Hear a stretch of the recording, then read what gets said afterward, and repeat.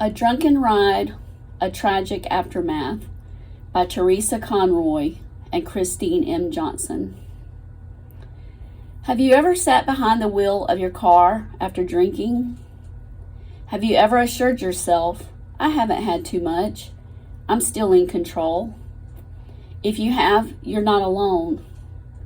The large number of arrests for drunk driving proves that plenty of drivers who have been drinking thought they were capable of getting home safely. After all, who would get into a car with the intention of killing himself or herself or others? Yet killing is exactly what many drunk drivers do. If all drivers could read the following selection, a newspaper report on one tragic accident, perhaps the frequent cautions about drinking and driving would have more impact. Read the article and see if you agree. When Tyson Baxter awoke after the drunken tragic night, with a bloodied head, broken arm, and battered face, he knew that he had killed his friends. I knew everyone had died, Baxter, 18, recalled. I knew it before anybody told me. Somehow I knew. Baxter was talking about the night of Friday, September 13th, the night he and 7 friends piled into his Chevrolet Blazer after a beer drinking party. On Street Road in Upper Southampton, he lost control, rear-ended a car, and smashed into 2 telephone poles. The Blazer's cab top shattered, and the truck spun several times, ejecting all but 1 passenger. 4 young men were killed. Tests would show that Baxter and the 4 youths who died were legally intoxicated. Baxter says he thinks about his dead friends on many sleepless nights at the Abraxas Drug and Alcohol Rehabilitation Center near Pittsburgh, where on December 20, he was sentenced to be held after being found delinquent on charges of vehicular homicide. I drove them where they wanted to go, and I was responsible for their lives, Baxter said recently from the center, where he is undergoing psychological treatment. I had the keys in my hand, and I blew it. The story of September 13th is a story about the kind of horrors that drinking and driving is spawning among high school students almost everywhere, about parents who lost their children in a flash and have filled the emptiness with hatred, about a youth whose life is burdened with grief and guilt because he happened to be behind the wheel. It is a story that the Baxter family and the dead boy's parents agreed to tell in the hope that it would inspire high school students to remain sober during this week of graduation festivities, a week that customarily includes a ritual night of drunkenness. It is a story of the times. The evening of September 13 began with high spirits as Baxter, behind the wheel of his gold Blazer, picked up 7 high school chums for a drinking party for William Tennant High School students and graduates at the home of a classmate. Using false identification, according to police, the boys purchased 1 6-pack of beer each from a Warminster Township bar. The unchaperoned party, attended by about 50 teenagers, ended about 10:30 p.m. when someone knocked over and broke a glass china cabinet. Baxter and his friends decided to head for a fast food restaurant. As Baxter turned onto Street Road, he was trailed by a line of cars carrying other partygoers. Baxter recalled that several passengers were swaying and rocking the high-suspension vehicle. Police were unable to determine the vehicle's exact speed, but on the basis of the accounts of witnesses, they estimated it at 55 miles per hour, 10 miles per hour over the limit. I thought I was in control, Baxter said. I wasn't driving like a nut. I was just driving. There was a bunch of noise, just a bunch of noise. The truck was really bouncing. I remember passing 2 cars. That's the last I remember. I remember a big flash, and that's it. Killed in that flash were Morris Marty Friedenberg, 16, who landed near a telephone pole about 30 feet from the truck, his face ripped from his skull. Robert Schweiss, 18, a Bucks County Community College student whose internal organs were crushed when he hit the pavement about 30 feet from the truck. Brian Ball, 17, who landed near Schweiss, his 6-foot 7-inch frame stretched 3 inches when his spine was severed. And Christopher Avram, 17, a pre-medical student at Temple University, who landed near the curb about 10 feet from the truck. Michael Sarator, 18, was thrown 15 feet from the truck and landed on the lawn of the CHI Institute with his right leg shattered. Baxter, who sailed about 10 feet after crashing through the windshield of the Blazer, lost consciousness after hitting the street near the center lane. About 5 yards away, Paul G. Jr., 18, lapsed into a coma from severe head injuries. John Gahan, 17, the only passenger left in the Blazer, suffered a broken ankle. Brett Walker, 17, one of several tenant students who saw the carnage after the accident, would recall later in a speech to fellow students, "I ran over to the scene. These were the kids I would go out with every weekend. My one friend, Friedenberg, I couldn't even tell it was him, except for his eyes. He had real big blue eyes. He was torn apart so bad." Francis Schweiss was waiting up for his son, Robert, when he received a telephone call from his daughter, Lisa. She was already at Warminster General Hospital. She said Robbie and his friends were in a bad accident, and Robbie was not here. "At the hospital," Schweiss said. "I got in my car with my wife. We went to the scene of the accident." There, police officers told Francis and Francis Schweiss that several boys had been killed and that the bodies, as well as survivors, had been taken to Warminster General Hospital. "My head was frying by then," Francis Schweiss said. "I can't even describe it. I almost knew the worst was to be. I felt as though I were living in a nightmare. I thought, I'll wake up. This just can't be." In the emergency room, Francis Schweiss recalled nurses and doctors were scrambling to aid the injured and identify the dead, a difficult task because some bodies were disfigured and because all the boys had been carrying fake driver's licenses. A police officer from the Upper Southampton was trying to question friends of the dead and injured, many of whom were sobbing and screaming in an attempt to match clothing with identities. When the phone rang in the Friedenberg home, Robert Sr. and his wife, Bobby, had just gone upstairs to bed. Their son, Robert Jr., was downstairs watching a movie on television. Bobby Friedenberg and her son picked up the receiver at the same time. It was from Warminster General. There had been a bad accident. The family should get to the hospital quickly. Outside the morgue, about 20 minutes later, a deputy county coroner told Rob Jr., 22, that his brother was dead and severely disfigured. Rob decided to spare his parents additional grief by identifying the body himself. Friedenberg was led into a cinder block room containing large drawers resembling filing cabinets. In one of the drawers was his brother, Marty, identifiable only by his new high-top sneakers. "It was kind of like being taken through a nightmare," Rob Jr. said. "That's something I think about every night before I go to sleep. That's hell. That whole night is what hell is all about for me." As was his custom, Morris Ball started calling the parents of his son's friends after Brian missed his 11 p.m. curfew. The first call was to the Baxter's house, where the Baxter's 16-year-old daughter Amber told him about the accident.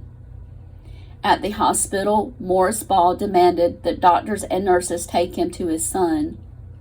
The hospital staff had been unable to identify Brian until Ball told them that his son wore size 14 shoes. Brian Ball was in the morgue, lower left drawer. He was 6'7", but after the accident he measured 6'10" because of what happened to him, Ball said. He had a severed spinal cord at the neck. His buttocks were practically ripped off, but he was lying down and we couldn't see that. He was peaceful and asleep. He was my son and my baby. I just can't believe it sometimes. I still can't believe it.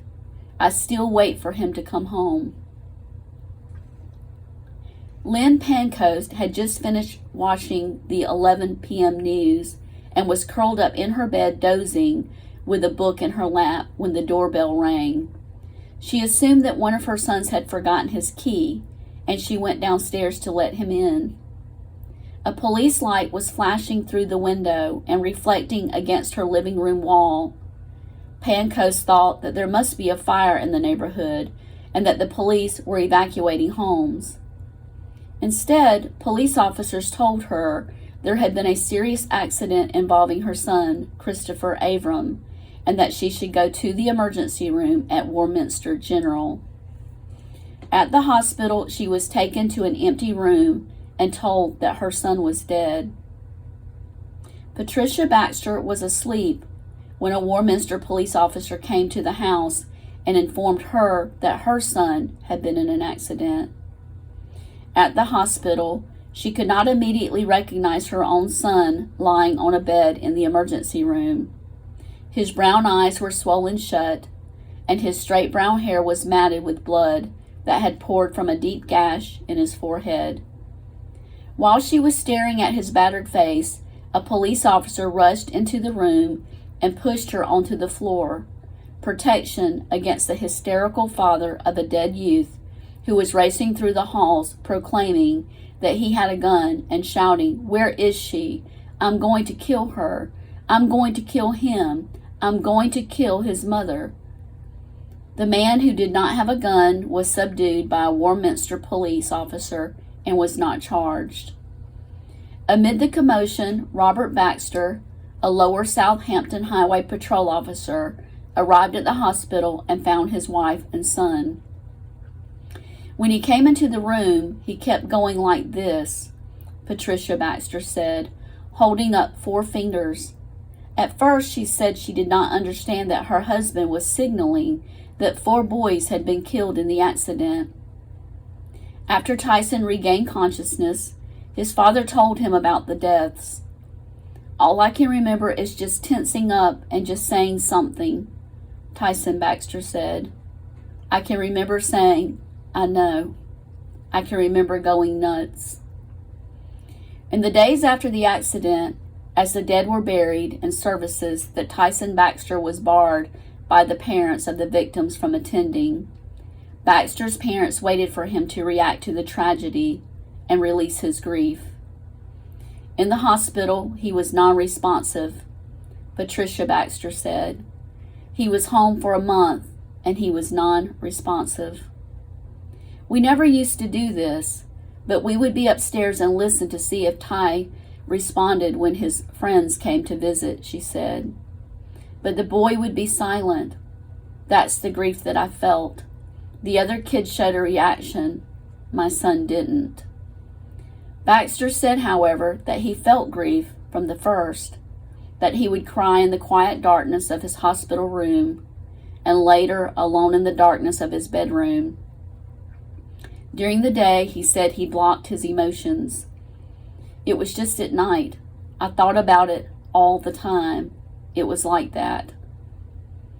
At his parents' urging, Baxter returned to school on September 30. "I don't remember a thing," he said of his return. "I just remember walking around. I didn't say anything to anybody. It didn't really sink in."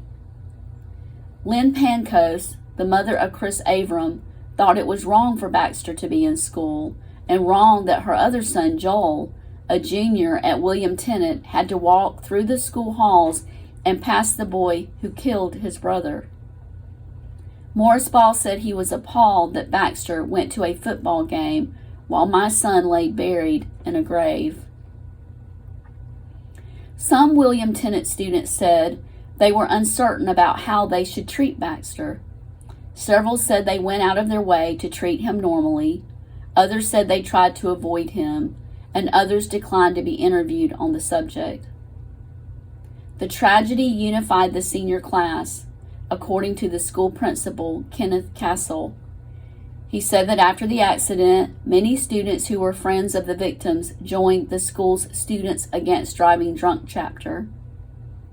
Matthew Weintraub, 17, a basketball player who witnessed the bloody accident scene, wrote to President Reagan and detailed the grief among the student body. He said, however, that he experienced a catharsis after reading the letter at a student assembly, and as a result, did not mail it. And after we got over the initial shock of the news, we felt as though we owed somebody something, Weintraub wrote.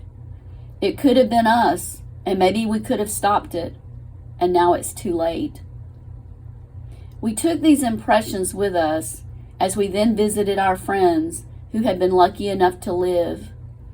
One of them was responsible for the accident. He was the driver. He would forever hold the deaths of 4 young men on his conscience. Compared with our own feelings of guilt, we could not begin to fathom this boy's emotions. He looked as if he had a heavy weight upon his head, and it would remain there forever. About 3 weeks after the accident, Senator H. Craig Lewis, D. Bucks, launched a series of public forums to formulate bills targeting underage drinking. Proposals developed through the meetings include outlawing alcohol ads on radio and television, requiring police to notify parents of underage drinkers, and creating a tamper-proof driver's license. The parents of players on William Tennant's 1985-1986 boys basketball team, which lost Ball and Baxter because of the accident, formed the Caring Parents of William Tennant High School students to help dissuade students from drinking. Several William Tennant students interviewed on the condition that their names not be published said that, because of the accident, they would not drive after drinking during senior week, which will be held in Wildwood, New Jersey after graduation June 13. But they scoffed at the suggestion that they curtail their drinking during the celebrations. "We just walk after driving to Wildwood," said one youth. "Stagger is more like it." "What else are we going to do? Go out roller skating?" an 18-year-old student asked. "You telling us we're not going to drink?" one boy asked. "We're going to drink very heavily. I want to come home retarded. That's senior week. I'm going to drink every day. Everybody's going to drink every day." Tyson Baxter sat at the front table of the Bucks County courtroom on December 20, his arm in a sling, his head lowered, and his eyes dried. He faced 20 counts of vehicular homicide, 4 counts of involuntary manslaughter, and 2 counts of driving under the influence of alcohol. Patricia Ball said she told the closed hearing that it was Tyson Baxter who killed our son. "They used the car as a weapon. We know they killed our children as if it were a gun. They killed our son. I really could have felt justice was served if Tyson Baxter was the only one who died in that car," she said in an interview, "because he didn't take care of our boys."